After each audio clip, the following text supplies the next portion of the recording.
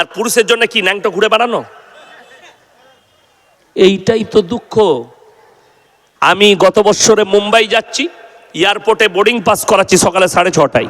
তো আমার সামনে বিহারি হবে ছেলেটা দাঁড়িয়ে আছে, এমন প্যান্ট পরেছে পেছন থেকে মনে হচ্ছে যেন খুলে পড়ে যাবে।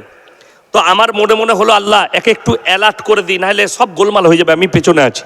আমি বললাম ভাইয়া থোড়া প্যান্ট ऊपर कर लो ना तो खुल जाएगा। সে কি বললো জানেন? হাজরাত ইয়ে ডিজাইন হ্যাঁ। আমরা সালা ऐसा भी डिजाइन का पैंट निकाल चुका है। এরপর ভাবুন এই ছেলেটা যে প্যান্টটা পরেছে, এই প্যান্টটা পরে এই যদি মসজিদে নামাজ পড়তে যায়, তার পেছনে যে থাকবে তার আর নামাজ হবে? ও তো সিজদায় গেলে পেছনে যে থাকবে সে আলী বাবার গুফা দেখতে পাবে, নামাজ শেষ। এক জায়গাতেই হারাম, এই ধরনের প্যান্ট পরে নামাজ পড়া হারাম। ওই জন্য শুনে নেন, আমরা মৌলবীরা পাগল নয়, যারা লম্বা জামা পড়েছে পাগল নয়। আপনি নামাজ পড়তে গেলে জামাটা একটু লম্বা পরবেন, যে শার্টটা পরছেন শার্টটা একটু লম্বা পরুন, যাতে সিজদায় যাওয়ার পরে আপনার পাছা না বেরিয়ে যায়, কোমর না বেরিয়ে যায়। কষ্টের বিষয়, বেঈমান কাফেররা কামিয়াবি লাভ করেছে। তা না হলে মুসলমানদের ছেলে 1 জানুয়ারি পালন করবে না, মুসলিমদের ছেলে 25শে ডিসেম্বর পালন করবে না। যদি বলেন কেন হারাম, কোরআন খুলুন, সূরা ফাতিহা একবারই শেষ আয়াত, গায়রিল মাগজুবি আলাইহিম ওয়ালাদ দাল্লিন। মাগজুম মানে ইহুদি, আর দাল্লিন মানে নাসারা। এই দুটো দলই পদভ্রষ্ট এবং এদের যারা অনুসারী হবে তারাও পদভ্রষ্ট হবে। কোরআন সূরা ফাতিহা। আপনাদের এখানে ঈদের নামাজ হয় না? হয় না? খ্রিস্টানরা আসে পড়তে? আসে না, মুখে পিশাব করবে তোমার।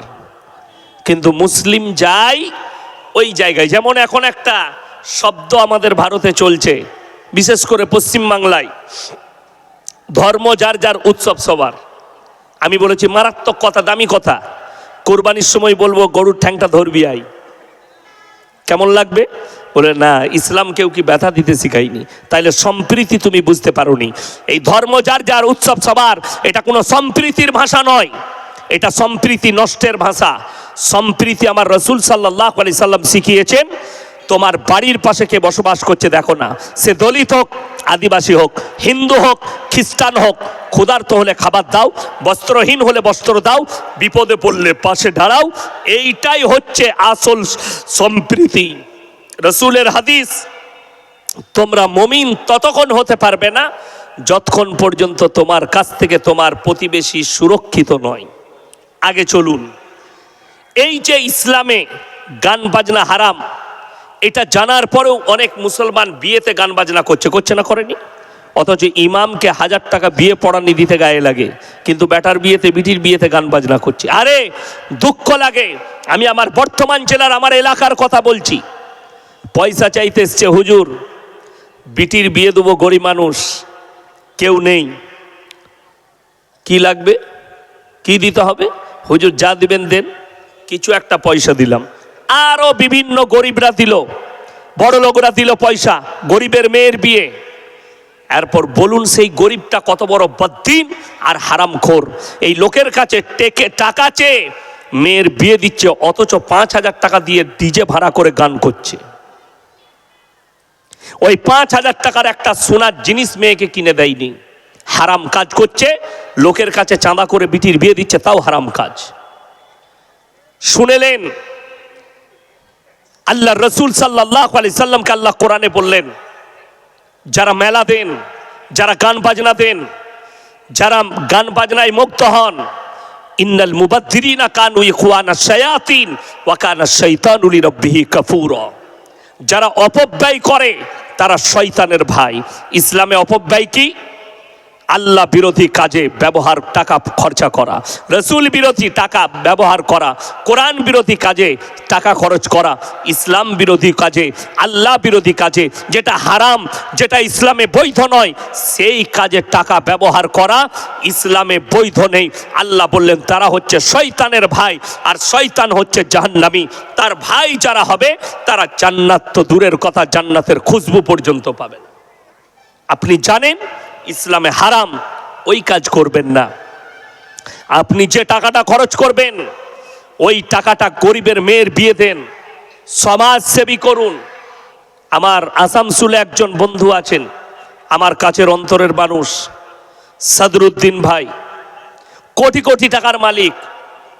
জানেন, কোনো গান বাজনা কোনো কিচ্ছু নয়, 8ই ডিসেম্বর সকাল থেকে স্টার্ট হবে প্রোগ্রাম। 13 থেকে 14টা গরিব মেয়ের বিবাহ অনুষ্ঠান করে দেয়, 6000 লোককে খানা খাওয়ায়।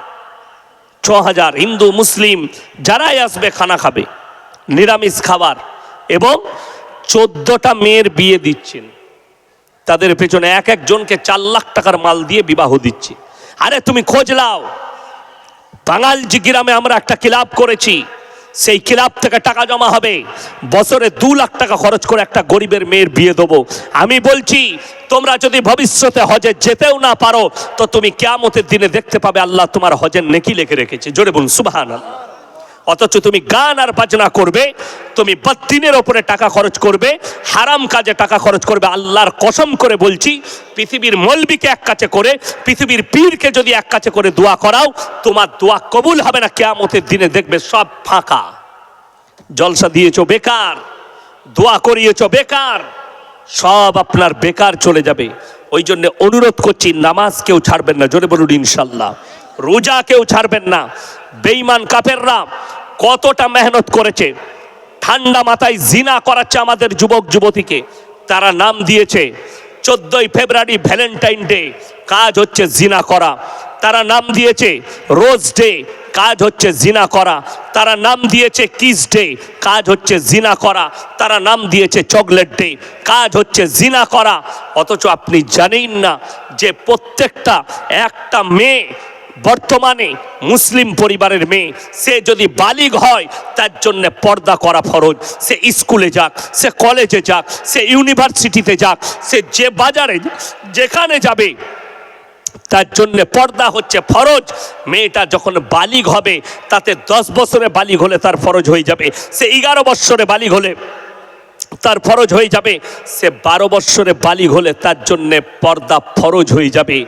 আমার দুঃখ, আমাদের মৌলবীদের দুঃখ বেদনা এইটাই, বেঈমানরা কামিয়াবি লাভ করলো, আপনি কামিয়াবি হতে পারেন না। আজকে আমাদের ঘরের মহিলাদিকে, মা বোনদিকে আমরা আমাদের পরিবারে নামাজ আনতে পারিনি। আমাদের পরিবারে